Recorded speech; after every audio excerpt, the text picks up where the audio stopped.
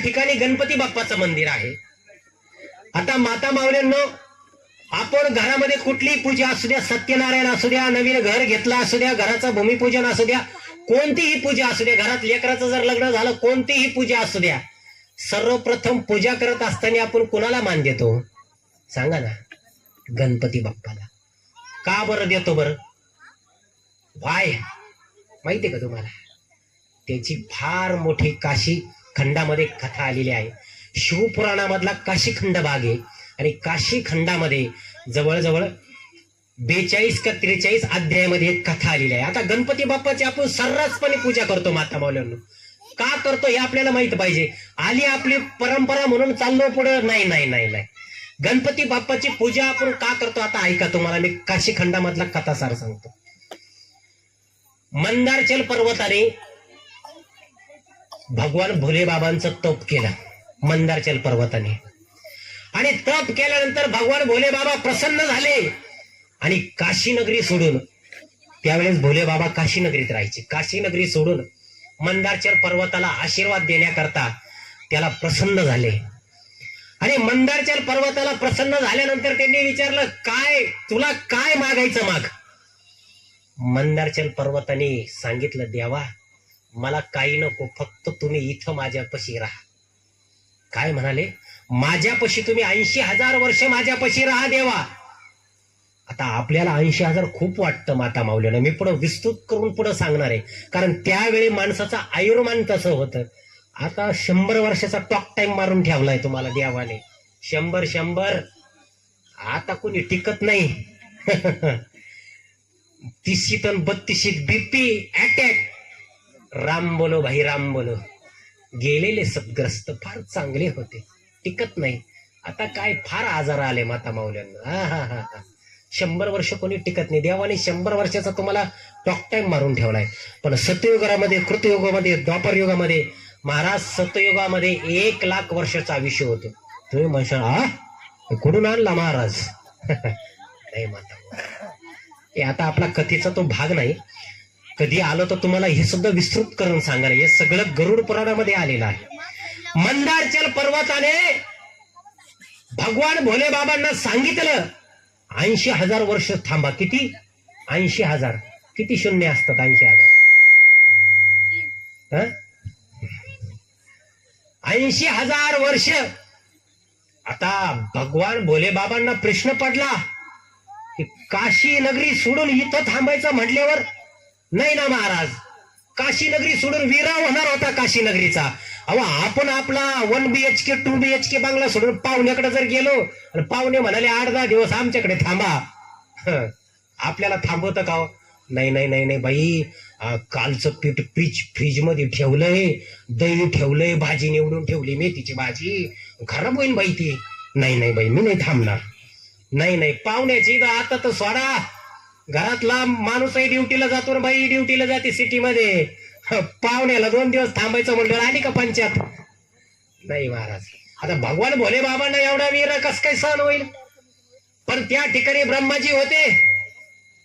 ब्रह्माजी म्हणाले, तुम्ही देवा काळजी करू नका. काशी नगरीमध्ये देवदास नावाचा राजा राज्य करतोय. नाव ध्यानात ठेवा बरं का. काशीखंड वाचत असताना सर्व नाव आलेले. देवा तुम्ही काळजी करू नका, देवदास नावाचा राजा राज्य करतोय आणि तो अतिशय सुंदर. त्याच्या नगरीमध्ये प्रजा अतिशय सुखी आहे. घाबरायचं काही कारण नाही.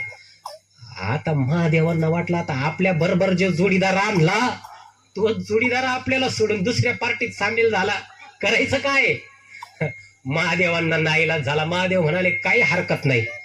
आता महादेव मंदारचल पर्वतापाशी थांबले. आता 80,000 वर्ष माता माऊल्यांना थांबायचं होतं. आता हे निघून गेले बाकीचे. अहो दिवसा मागून दिवस गेले. महादेवांना कुठं करमत? करमना ना. आपण पाहुण्याकडे गेल्यावर 1 दिवस 2 दिवस नाही ना महाराज. भोले बाबांना करमना. भोले बाबांनी नामी युक्ती वर्ष मागून वर्ष गेले.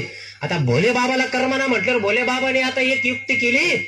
आता परत काशीला जायचं म्हटल्यावर तिथं देवदास नावाचा राजा राज्य करतोय आणि तिथं जायचं म्हटल्यावर आता काल परवाच मॅच झाली, एक सिरीज झाली न्यूझीलंड विरुद्ध. आता त्या सिरीज मध्ये 2 नवीन प्लेयर बॅट्समन घेतले होते. तुम्हाला थोडं समजन, मग मी थोडं विस्तृत करून सांगतो. हा, संजू सॅमसंगला घेतलं बरोबर, आणि ईशांत किशनला घेतलं. संजू सॅमसंग एकाही इनिंग मध्ये त्याने रन केले नाही. आता त्याला टीम मध्ये ठेवतील का परत पाठवून देतील हो? पण ईशांत किशनने चांगली बॅटिंग केली, त्यामुळे ईशांत किशनची जागा फिक्स झाली. पण आता ईशांत किशनची जागा फिक्स झाली म्हटल्यावर दुसऱ्याला जर परत टीम मध्ये यायचं म्हणून ईशांत किशननी वाईट खेळलं पाहिजे ना. आता दुसऱ्याची जागा घ्यायची म्हटल्यावर तिने तिची जागा मोकळी केली पाहिजे ना. आता महादेवांना परत काशीनगरीमध्ये जायचं म्हटल्यावर तो देवदास राजा काहीतरी वाईट वागला पाहिजे, त्याची प्रजा काहीतरी वाईट वागली पाहिजे, तरच भोले महादेवांना जावं लागेल ना. देवाचा धावा आपण केव्हा करतो? जेव्हा गरज पडती तेव्हा. का देव लगेच म्हणतो हा हा मी आलो बरं का? नाही नाही नाही, देवाची गरज केव्हा? जेव्हा आपल्याला दुःख, यातना, पीडा आणि जेव्हा गरज असते तेव्हा आपण देवाचा धावा करतो. महादेवांना जाता येईना ना, मग महादेवांनी नामी शक्कल लढवली. महादेवांनी काय केलं? 64 योगिनींना पाठवलं का तुम्ही तिथं जा आणि देवदास नावाचा राजाची मती भ्रष्ट करा, तो काहीतरी वाईट वागेल असं काहीतरी करा, किंवा त्याची प्रजा काहीतरी अनिष्ट वागेल असं तुम्ही काहीतरी करा. 64 योगिनी गेली ना, हात परत मोकळे हात हलवीत आली, काहीच झालं नाही. चंद्रदेवांना पाठवलं, चंद्रदेव सुद्धा परत आले. शनिदेवांना पाठवलं, शनिदेव परत आले. कोणालाच यश येईना ना. तो राजा तसा होता महाराज. साक्षात ज्यांनी सृष्टी निर्माण केली ब्रह्मदेवांना पाठवलं, ब्रह्मदेव पण परत आले. ब्रह्मदेवांकडून सुद्धा काहीच झालं नाही. मग आला नंबर श्री गणेशांचा. गणपती बाप्पा म्हणे आता मी जातो म्हणे. बापाच्या पाया पडले, आता कामगिरी पोरावर आली. गणपती बाप्पा गेले आणि गणपती बाप्पाने गेले आणि देवदास नावाच्या राजाला समजून सांगितलं, एखाद्या पार्टीत नाही का इलेक्शन जर असन, मातबर नेता फोडायचा म्हणल्यावर आदल्या दिवशीची रात्र महाराज फार महत्वाची राहते. ती आदल्या दिवशीची रात्र त्याला कत्लकी रात म्हणतात. त्या रात्री पत्ते फिरवल्या जातात. एखाद्या वार्डामधला महत्वाचा नेता फोडला की पॅनल वन साइड चालतो. गणपती बाप्पाने राजाला समजून सांगितलं, देवदास नावाच्या राजाला, आणि देवदास राजाला सगळे प्यादे सरकून दाखवले. असं केलं तर तसं होईल, तसं केलं तर तसं होईल.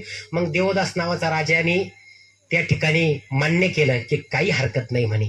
आणि मग गणपती बाप्पाने कामगिरी फत्ते केली आणि गणपती बाप्पा इकडं आले आणि सांगितलं आता तुम्हाला काशी नगरीला यायला काही हरकत नाही. भगवान विष्णूने आपलं वाहन गरुड पाठवलं गणपती बाप्पाला आणण्याकरता, आणि गरुडावर बसून वाजत गाजत मिरवणूक निघाली काशी नगरीला. आता काशी नगरीला भगवान दादा काशी नगरीला आल्यानंतर सगळे देव, गंधर्व, यक्षिणी, सगळे देव भोले बाबांच्या स्वागताला तिथं होते. आणि भोले महादेव आल्यानंतर गणपती बाप्पा सर्वप्रथम पुढे आले स्वागताला. कुंकुमार्जन केलं, अक्षता टाकल्या, आणि आपल्या लेकराला पाहिल्यानंतर महादेवांनी त्याला मिठी मारली, कुरवाळलं. आणि महादेवांनी गणपती बाप्पाला सांगितलं, गणपती अरे जे कार्य कोणालाच जमलं नाही ते कार्य तू केलं, म्हणून इथून पुढं कोणीही कोणतीही पूजा केली तर त्या पूजेच्या अग्रस्थानी तुला मान मिळेल. काय सांगितलं? पूजेच्या अग्रस्थानी तुला मान मिळेल. कुठलीही पूजा, आणि तो भगवंता, तू भक्तांचं दुःख हरणारा आणि सुख देणारा देवता म्हणून तुला पूजल्या जाईल. म्हणून गणपती बाप्पाला विघ्नहर्ता आपण म्हणतो. आणि गणपती बाप्पाला कुठलीही पूजा आपण करायची म्हटल्यावर सर्वप्रथम मान गणपती बाप्पाला देतो. ती याच्यामुळे त्याच्या मागे एवढी मोठी भानगडी येईल. म्हणून गणपती बाप्पाला सर्वप्रथम पूजेचा मान आहे.